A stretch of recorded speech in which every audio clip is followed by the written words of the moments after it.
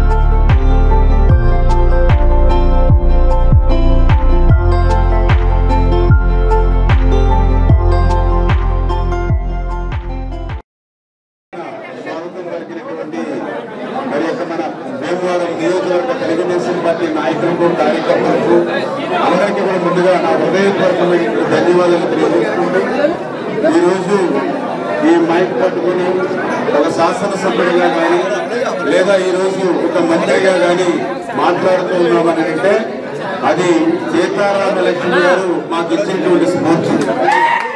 ఆ రోజు 2014లో మొదటిసారి నాకు శాసనసభ్యుడిగా చంద్రబాబు నాయుడు గారు అవకాశం ఇచ్చారు అంటే ఆ రోజు జిల్లా అధ్యక్షులుగా తోట సీతారామలక్ష్మి గారు పార్టీ ముఖ్యం అనే ఉద్దేశంతో ఆ రోజు నాకు అవకాశం ఇచ్చిన పరిస్థితి. అదేవిధంగా ఆ రోజు 2014లో మరి తోట సీతారామలక్ష్మి గారి యొక్క నాయకత్వంలో ఉమ్మడి పశ్చిమ గోదావరి జిల్లా 15కి 15 సీట్లు గెలుచుకున్నాం. అదేవిధంగా మొన్న 2024 ఎన్నికల ముందు కూడా చెప్పడం జరిగింది. మళ్లీ తోట సీతారామలక్ష్మి గారి నాయకత్వంలో తోట సీతారామలక్ష్మి గారి అధ్యక్షతన మళ్లీ 15కి 15 సీట్లు గెలుచుకుంటామని చెప్పాం. ఆ రకంగా మళ్లీ వైసీపీ నేతలపై పశ్చిమ గోదావరి జిల్లా ఉండి ఎమ్మెల్యే రఘురాం కృష్ణంరాజు తీవ్ర స్థాయిలో విమర్శలు గుప్పించారు. వైసీపీ వాళ్లు ఎదుటివారిపై దొంగ అనేలా ముద్ర వేస్తారని విమర్శించారు. ఈ నేపథ్యంలో ఢిల్లీలో విజయసాయిరెడ్డి చేసిన వ్యాఖ్యలకు రఘురాం కృష్ణంరాజు స్ట్రాంగ్ కౌంటర్ ఇచ్చారు. తమను కొట్టారని, విజయసాయిరెడ్డి ఢిల్లీలో హంగామా చేశారని, వాస్తవానికి వాళ్లు ఎంతటి దుర్మార్గులో తనకన్నా తెలిసిన వారు మరొకరు లేరని రఘురామ పేర్కొన్నారు. తన నియోజకవర్గంలో కనీసం తన ఫ్లెక్సీని కూడా కట్టనివ్వలేదన్నారు. వైసీపీ తరపున తరపున పందెం కాసి ఆత్మహత్య చేసుకున్న వారి కోసం ఇప్పుడు జగన్ ఓదార్పు యాత్ర చేస్తారేమో అంటూ రఘురామ సెటైర్లు వేశారు. అన్ని సామాజిక వర్గాలు ఓట్లు వేయకపోతే ఇంత పెద్ద విజయం రాదని, ఈ విజయం అందడంలో ఇతర వర్గాలతో పాటు క్షత్రియుల పాత్ర చాలా ఉందని అన్నారు. నియోజకవర్గ అభివృద్ధికి కృషి చేస్తానని చెప్పారు. ఇక నుండి జగన్ పై వ్యక్తిగత విమర్శలు చేయనన్నారు. నియోజకవర్గంలోని గ్రామాల్లో త్రాగునీరు, డ్రైనేజీ సమస్యలపై దృష్టి పెడతామని పేర్కొన్నారు. పెదమీరంలోని తన నివాసం వద్ద మీడియాతో మాట్లాడారు. మీడియా మిత్రులందరికీ నమస్కారం. ఎన్నికైన వెంటనే ఢిల్లీకి చంద్రబాబు నాయుడు గారు వెళ్ళటం, అదే సమయంలో నేను కూడా అక్కడికి వెళ్ళినందువల్ల ప్రెస్ మీట్ పెట్టుకోలేకపోయాం.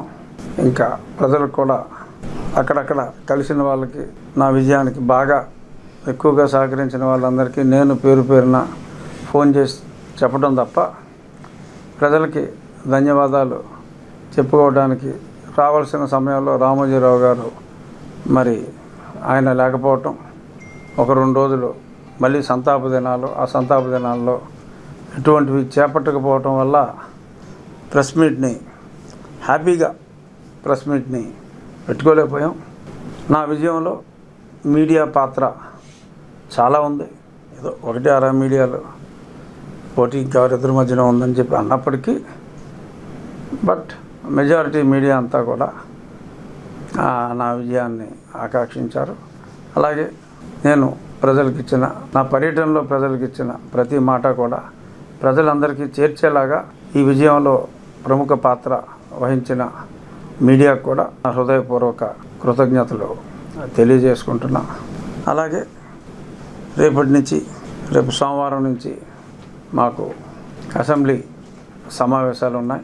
అసెంబ్లీ సమావేశాలు అయిన తరువాత నేను ఆల్మోస్ట్ అన్ని గ్రామాలు మళ్ళీ పర్యటించి ఆ గ్రామాల్లో ఉన్న ప్రజలందరికీ కూడా, ప్రతి గ్రామం కొంత సమయం పడుతుంది, ఒక 10 రోజులు పట్టవచ్చు, ప్రతి గ్రామం కూడా వెళ్ళి ఆ గ్రామంలో ఉన్న తెలుగుదేశం, జనసేన, భారతీయ జనతా పార్టీ నాయకుల్ని, కార్యకర్తలనే కాకుండా నన్ను వ్యక్తిగతంగా అభిమానించి మరి నా విజయానికి దోహదపడిన ప్రజలందరికీ కూడా నేను వారందరినీ కలిసి ధన్యవాదాలు చెప్పుకునే కార్యక్రమం రేపు అసెంబ్లీ సమావేశాలు అయిన వెంటనే నేను మొదలు పెడతాను. సో మీడియా ముఖంగా అందరికీ కూడా ఇది తెలియచేయాలనేది నా ఆకాంక్ష. వైఎస్ఆర్ కాంగ్రెస్ పార్టీ వాళ్ళు దొంగ బాబాయ్ అన్నట్టుగా మరి ఇప్పుడు వాళ్ళు ఎవరిని కొట్టకుండానే ముందే మమ్మల్ని కొట్టేశారని మరి నిన్న ఢిల్లీలో విజయసాయిరెడ్డి గారు మరి చాలా గొడవలు చేశారు. మరి నాకు అర్థం కాదు ఏంటంటే, పట్టపగలు ఒక ఎంపీని తప్పుడు కేసు పెట్టి ఇంట్లోంచి లేపుకెళ్ళి అర్ధరాత్రి చావబాది అన్ని ఎవిడెన్స్లు ఉన్నా సరే, అంటే నాకన్నా వాళ్ళు ఎంత దుర్మార్గులో తెలిసినోడు ఎవరు లేడు. సరే కొంతమంది చంపేశారు, అది ఉంది. బట్ ఒక ఎంపీ స్థాయిలో ఉన్నవాడిని ఈ రేంజ్లో వాళ్ళు చితకబాదారంటే మరి వాళ్ళు ఎంత దుర్మార్గులు అన్నది నాకు బాగా తెలుసు. మరి వాళ్ళు ఇవాళ అలా చేశారు ఇలా చేశారని కనీసం నా ఫ్లెక్సీని కూడా 4 సంవత్సరాల్లో ఎవరిని కట్టినవాళ్ళ, అది మీ అందరికీ తెలుసు. మీడియా ఎవరైనా కడితే వాళ్ళకి ఆ పోలీసు వాడు ఫోన్ చేసి వార్నింగ్ ఇచ్చేవాడు. దాడులు ఇటువంటివి మనం చేయకూడదు. చట్ట ప్రకారం తప్పు చేసిన వాళ్ళని శిక్షించాలి. సో దీనికి ఒకరోజు ముందుగానే ఒపీనియన్ ఏముంటుంది, ఇంకా ఇస్తారేమో, ఎవరని ఎందుకు అనుకోవాలి. ఎందుకంటే మరి డెఫినెట్గా అన్ని సామాజిక వర్గాలు కూడా ఓట్లు వేయకపోతే ఇంత పెద్ద విజయం రాదు. సో ఆ ఓట్లు అంత పెద్ద విజయం అందటంలో క్షత్రియుల పాత్ర డెఫినెట్గా చాలా ఎక్కువగా ఉంది. నాకు చెప్పాలి అంటే కనీసం క్షత్రియులు సంఖ్యాబలంగా ఓకే కాస్త ఒక 1% అయినప్పటికీ చాలామందిని, ఎందుకంటే సమాజంలో అందరికీ తల్లో నాలుగులో ఉంటారు కాబట్టి చాలామందిని ఇన్ఫ్లుయెన్స్ చేసే కెపాసిటీ ప్రజల్లో గౌరవం ఉన్న, అంటే వేరే కమ్యూనిటీలు గౌరవం లేదని నేను అంటలా, ప్రజల్లో వన్ ఆఫ్ ది గౌరవం ఉన్న కమ్యూనిటీస్లో క్షత్రియ కమ్యూనిటీ కూడా ఉంది కాబట్టి ఆశించటం సహజం. ఇంకా టైం ఉంది కాబట్టి ఎవరో ఒక క్షత్రియుడికి, నాకని నేను అంటలా, ఎవరో ఒకరికి ఏదో ఒక పదవి ఇస్తారేమో అని నేనైతే అనుకుంటున్నాను. అంటే కాదు, నేను ఇన్స్పిరేషన్గా తీసుకున్నదే ప్రాతల మెరక. ఆ గ్రామంలో మరి ఆ శివవర్మ గారు ఆ గ్రామాన్ని అభివృద్ధి చేసిన తీరు చూస్తే అసలు నాకు చెప్పాలంటే మెంటలు వచ్చింది. ఇంత అందమైన ఊరు అంటే ఒక పల్లెటూరు ఎంత అందంగా ఉండాలో ఊహించుకుంటే కూడా అంత అందంగా ఉండదు. గ్రామీణాభివృద్ధి శాఖ పవన్ కళ్యాణ్ గారికి పంచాయతీరాజ్ అని పేపర్లో రూమర్స్. డెఫినెట్గా పవన్ కళ్యాణ్ గారిని నేను రేపు అసెంబ్లీ సమావేశాల్లోనే ఆహ్వానిస్తా. మీరు ఈ ఊరు వచ్చి చూడండి, ఆంధ్రప్రదేశ్లోని ప్రతి గ్రామాన్ని ఈ ఊరు ఇన్స్పిరేషన్గా తీసుకుంటే కొంతలో కొంతైనా మనం చేయగలం అని వారిని నేను అడుగుతాను. వారిని కూడా తీసుకొచ్చి ఆ ఊరు చూపెట్టి ఒక రోల్ మోడల్ లాగా చేయాలి అనేది నా కోరిక. ఎవరైతే వాళ్ళు ఆ శాఖ ఎవరి దగ్గర ఉన్నా ఆ శాఖతో, ఆ కేంద్రంతో, ముఖ్యంగా నా నియోజకవర్గంలో మేజర్ ప్రాబ్లం కాబట్టి కీ రోల్ తీసుకుని ఆ ఫండ్స్ ఎలకేషన్ ఫాస్ట్గా వచ్చేలాగా చేస్తాం. ఈలోపు ఆ పరిమళ నుంచి ఆ ఉన్న లైన్కి ఆ మరమ్మతులన్నీ చేసి దానివల్ల ఒక 45-46 గ్రామాలకి, ఈ 70లో 45-46 గ్రామాలకి టెంపరీగా ఒక మంచి పరిష్కారం వచ్చే అవకాశం ఉంది. ఆల్రెడీ ఇంజనీర్స్తో అది నేను మాట్లాడాను, కలెక్టర్ గారికి కూడా చెప్పాను. రేపు మా అసెంబ్లీ సమావేశాలు అయ్యాక కలెక్టర్ గారితో ఒక మీటింగ్ పెట్టుకుని ఆ పని కూడా ప్రారంభించి తాత్కాలిక ఉపశమనం, దానికి పెట్టిన ఖర్చు రేపు ఆ పర్మనెంట్ దాంట్లో కూడా ఇంటిగ్రేట్ అయ్యేలాగా, వేస్ట్ అవ్వకుండా ఉండేలాగా చేస్తున్నాం. అలాగే ఈ గుర్రపు డెక్క ఈ నివారణకి ఒక డ్రైన్ గురించి మన కలెక్టర్ గారితో మాట్లాడటం జరిగింది. నేను కూడా ఒక ఆలోచన ఏంటంటే ఒక 2-3 బుల్డోజర్లు పర్మనెంట్గా ఇక్కడిచ్చి, ఇప్పుడు కాంట్రాక్టర్లు అంటే దోపిడీ అయిపోతుంది, ఎవరికైతే అది ఉపయోగపడుతుందో వాళ్ళు డీజిల్ కొట్టించుకునేలాగా ప్రభుత్వం నుంచి సహకారం ఉంటుంది. సో కాబట్టి మీ ద్వారా ప్రజలందరికీ ఎప్పుడెప్పుడు ఏమేమి చేయబోతున్నాం, ఎక్కడెక్కడ బుల్డోజర్లు ఉంటాయి, వాళ్ళు ఎలా ఉపయోగించుకోవాలి, దాని మీద ఒక స్కీమ్ వేసిన తర్వాత through media it will reach people. So ఎలా జరగాలి అనే దాని మీద ఆలోచనలు అయితే ఉన్నాయి, ఓపిక ఉంది. తప్పకుండా ఉన్ని నియోజకవర్గాన్ని ఒక మోడల్ నియోజకవర్గంగా చేయగలను అన్న నమ్మకం నాకుంది. సో దానికి నా ఉండిని నేను డెవలప్ చేసుకోవాలంటే దానికి పెద్ద పదాలు అవసరం లేదు, మంత్రులందరూ నాకు తెలిసిన వాళ్ళే, ఇబ్బంది ఏమీ లేదు, బ్రహ్మాండంగా జరుగుతుంది. రైతుల ధాన్యం బకాయిలు వెంటనే చెల్లించాలని సిపిఎం పార్టీ పశ్చిమ గోదావరి జిల్లా కార్యదర్శి బి బలరాం డిమాండ్ చేశారు. రైతుల ధాన్యం బకాయిలు 100 కోట్లు పేరుకుపోయి ఉన్నాయన్నారు. దాళ్వా మాసూళ్లు సొమ్ము 800 నుండి 900 కోట్లు రైతులకు చెల్లించాల్సి ఉందన్నారు. ఇది చాలా బాధాకరమని, రైతులకు నష్టదాయకమన్నారు. సన్న, చిన్నకారు, మధ్యతరగతి రైతులు ధాన్యం సొమ్ము అందక బయట వడ్డీలకు, అప్పులకు తెచ్చి సాగు చేస్తున్నారని అన్నారు. ప్రభుత్వం తక్షణం బకాయిల సొమ్మును విడుదల చేయాలన్నారు. వడ్డీతో సహా ధాన్యం సొమ్మును రైతులకు చెల్లించాలని డిమాండ్ చేశారు. రైతులు పనులు బకాయి ఉంటే ప్రభుత్వం ఏ విధంగా వడ్డీతో సహా వసూలు చేస్తుందో అదేవిధంగా ప్రభుత్వం కూడా ధాన్యం బకాయిలను వడ్డీతో సహా చెల్లించాలన్నారు. సార్వా సాగుకు సాగునీటి కొరత లేకుండా జిల్లా యంత్రాంగం ఇరిగేషన్ ముందస్తు జాగ్రత్తలు తీసుకోవాలన్నారు. ప్రతి ఎకరాకు నీరు అందేలా చూడాలని బలరాం డిమాండ్ చేశారు. విత్తనాలు పూర్తిగా సబ్సిడీపై అందించాలని కోరారు. ఇటీవల కురిసిన అకాల వర్షాలకు కొన్ని పంటల రైతులు నష్టపోయారన్నారు. వారికి నష్టపరిహారం అందించాలని కోరారు. వాతావరణంలో వచ్చిన మార్పుల వల్ల నష్టపోయిన ఆక్వా రైతులను ఆదుకోవాలని బలరాం డిమాండ్ చేశారు. రైతులకి ధాన్యం బకాయిలు 100 కోట్లు పేరుకుపోయి ఉన్నాయి. దాళ్వా సీజన్కి సంబంధించి ఇప్పటికీ 800 నుంచి 900 కోట్ల రూపాయలు రైతులకి చెల్లించాల్సి ఉందని సమాచారం తెలుస్తుంది. ఇది చాలా బాధాకరం. అలాగే సార్వా బకాయిలు కూడా ఇంకా కొన్ని ఉన్నాయని తెలుస్తుంది. ఇప్పుడు రైతులు మరలా మొదటి పంట అంటే సార్వా ఖరీఫ్ సాగుకి వెళ్తున్నారు. రైతులకి పెట్టుబడులు అవసరం. ఈ రైతుల్లో ప్రధానంగా సన్న చిన్నకారు రైతులు, మధ్యతరగతి రైతులు, కౌలు రైతులు ఉన్నారు. ప్రభుత్వం చెల్లించాల్సినటువంటి బకాయిలు చెల్లించకపోతే వాళ్ళు ఈ పంట వేసుకోవడానికి చాలా ఇబ్బందులు పడతారు రైతులు. ప్రభుత్వం తక్షణం రైతుల ధాన్యం బకాయిల మీద దృష్టి పెట్టాలి. రైతులకి చెల్లించాల్సినటువంటి బకాయిల్ని చెల్లించాలి. నెలల తరబడి బకాయి ఉండటంతో రైతులు కూడా నష్టపోతున్నారు. అంచేత రైతులకి వడ్డీతో సహా చెల్లించాలని సిపిఎం పార్టీ తరఫున డిమాండ్ చేస్తున్నాం. ఎందుకంటే ప్రభుత్వం పన్నులు వసూలు చేసేటప్పుడు ప్రజలు ఏదైనా చెల్లించాల్సిన బకాయిలు ఉంటే ఆ బకాయిలు ఆలస్యం అయితే ప్రజల నుంచి వడ్డీతో సహా కట్టించుకుంటుంది. మరి అటువంటిది రైతులకి నెలల తరబడి బకాయి ఉన్నప్పుడు రైతులకు కూడా వడ్డీతో సహా ఆ బకాయిలు చెల్లించి రైతుల్ని ఆదుకోవాలని కోరుతున్నాం. అలాగే ఈ సార్వా సాగు ఖరీఫ్కి సాగునీటి కొరత లేకుండా జిల్లా అధికార యంత్రాంగం, ఇరిగేషన్ శాఖ తగు ప్లాన్ని రూపొందించాలి. విత్తనాలు, ఎరువులు కొరత లేకుండా చూడాలి. రైతులు తరచూ పంటలు నష్టపోతున్నారు.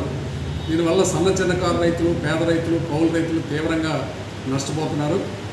అందువల్ల విత్తనాల్ని పూర్తి సబ్సిడీ మీద ఇవ్వాలని సిపిఎం పార్టీ తరఫున కోరుతున్నాం. అలాగే ఇటీవల కురిసినటువంటి అకాల వర్షాల వల్ల రైతులు కొన్ని పంటల రైతులు నష్టపోయారు. వరి రైతులు నష్టపోయారు, అరటి తోటల రైతులు నష్టపోయారు, కూరగాయల తోటల రైతులు నష్టపోయారు, ఉప్పు రైతులు నష్టపోయారు. వారందరికీ కూడా నష్టపరిహారం చెల్లించాలని కోరుతున్నాం. ఆక్వా రైతులు ఈ కాలంలో వాతావరణంలో వచ్చినటువంటి మార్పుల వల్ల చాలా నష్టపోయారు.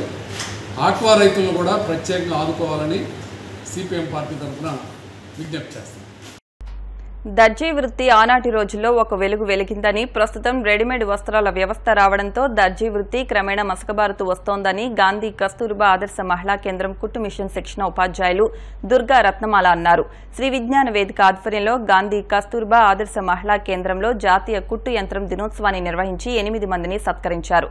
రత్నమాల మాట్లాడుతూ కొన్నేళ్ల క్రితం శుభకార్యాలు, పండుగలు వస్తున్నాయంటే దర్జీలకు చేతినిండా పని ఉండేదని, పల్లెల్లో, పట్టణాల్లో దర్జీలను ఎంతో ఆదరించేవారని అన్నారు. నిర్వాహకులు చెరుకువాడ రంగసాయి మాట్లాడుతూ దుర్గాబాయి దేశ్ముఖ్ స్థాపించిన ఆదర్శ మహిళా సంఘాల్లో భీమవరం గాంధీ కస్తూర్బా ఆదర్శ మహిళా కేంద్రం ఒకటని, 15 ఏళ్లుగా కుట్టు మిషన్ల శిక్షణ అందిస్తున్నారని అన్నారు. ఈ కేంద్రంలో 42 మంది శిక్షణ పొందుతున్నారని అన్నారు. అనంతరం పశ్చిమ గోదావరి జిల్లా టైలర్స్ అసోసియేషన్ అధ్యక్షులు కె రామకోటేశ్వరరావు, భీమవరం పట్టణ టైలర్స్ అసోసియేషన్ గౌరవ అధ్యక్షులు శివకవి సాంబమూర్తి, కార్యదర్శి త్రినాథ్, దుర్గా రత్నమాలతో పాటు మరో 4గురిని సత్కరించారు. కార్యక్రమంలో అరసవల్లి సుబ్రహ్మణ్యం, పట్టణ లయన్స్ క్లబ్ ఉపాధ్యక్షులు నరహర్శెట్టి కృష్ణ తదితరులు పాల్గొన్నారు. ప్రపంచంలో ప్రతి అంశానికి ఒక వ్యవస్థాపకుడు ఉంటాడు.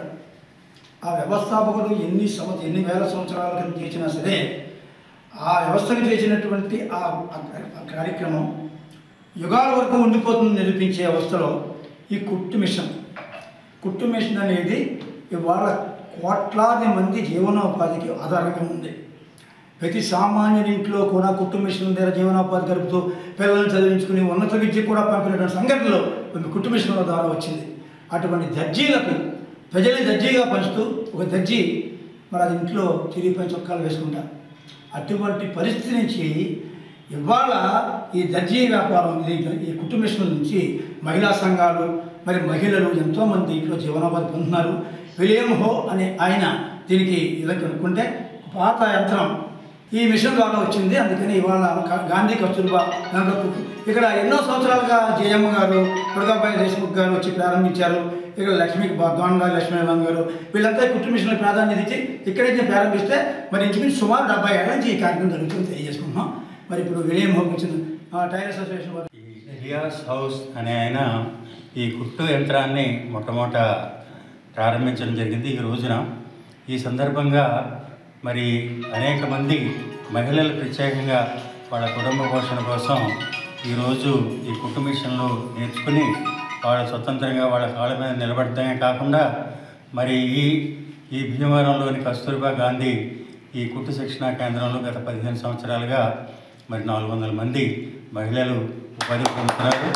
అంతేకాకుండా ఇక్కడ కుట్టు శిక్షణ నేర్పిస్తున్నటువంటి ఉపాధ్యాయులు, ఇందులో పనిచేసినటువంటి నేర్చుకున్న వాళ్ళ పిల్లలు కూడా అమెరికా ఇతర ప్రదేశాల్లో కూడా ఉన్నత చదువులు చదువుతున్నారు. చదువుకోవడానికి మరి ఆ మహిళలు ఈ కుట్టు సహాయంతో వాళ్ళ అభివృద్ధికి వచ్చి ఈ నైపుణ్యాలని మరి ఈరోజు అనేక రకాలైనటువంటి దుస్తులు అందరూ మనం ధరించేటువంటి అందమైన దుస్తులకి అలంకారాన్ని తీసుకొచ్చేటువంటి ఈ కుట్టు ఎంతో ప్రాముఖ్యత కలిగినటువంటి ఈరోజు ఈ కార్యక్రమం ఇక్కడ ఈ రోజుతోటి ఈ గాంధీ కస్తూర్బా భవనంలో మళ్ళీ ఈ సంవత్సరం ఈ కుట్టు శిక్షణ కేంద్రం ప్రారంభిస్తుంది.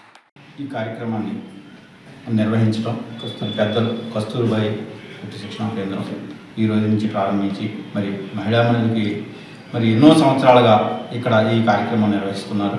మరి అలాగే మరి ప్రసాదరాజు గారు, రంగసాయి గారు, మరి మా టైలర్స్ అసోసియేషన్ గౌరవ అధ్యక్షులు శ్రీ శివసామూర్తి గారు, పెద్దలు బీజేపీ సుబ్రహ్మణ్యం గారు అందరూ వచ్చారు. మా టౌన్ సెక్రటరీ గారు శ్రీనాథ్ గారు. ఇది ఈ యొక్క దర్జీ వృత్తిని జీవనాధారం చేసుకుని కోట్లాది కుటుంబాలు మరి జీవనాధారం చేస్తున్నాయి. అలాగే ఈ మధ్య కాలంలో కేంద్ర ప్రభుత్వం నరేంద్ర మోడీ గారు మరి ప్రధానమంత్రి విశ్వకర్మ యోజన అని పెట్టి దాని ద్వారా మరి ఈ యొక్క చేతి వృత్తుల వారిని మరింత అభివృద్ధి చెందేలాగా, వారి కుటుంబాలు మరింత సాధికారత సాధించేలాగా ప్రతి చేతి వృత్తికి కూడా ఇచ్చేసి మరి దానికి సంబంధించి మరి వారికి ఒక ప్రత్యేక స్కీమ్ ఏర్పాటు చేశారు ఈ టైలర్స్కి. వారికి మరి ధన్యవాదాలు. కానీ ఏంటంటే ఈ వృత్తిలో మరింత ప్రావీణ్యత సాధించి మీరందరూ కూడా మా వంతు సహాయ సహకారాలు ఎప్పుడూ ఉంటాయి. ఇప్పుడు కాసేపు ప్రకటనలు.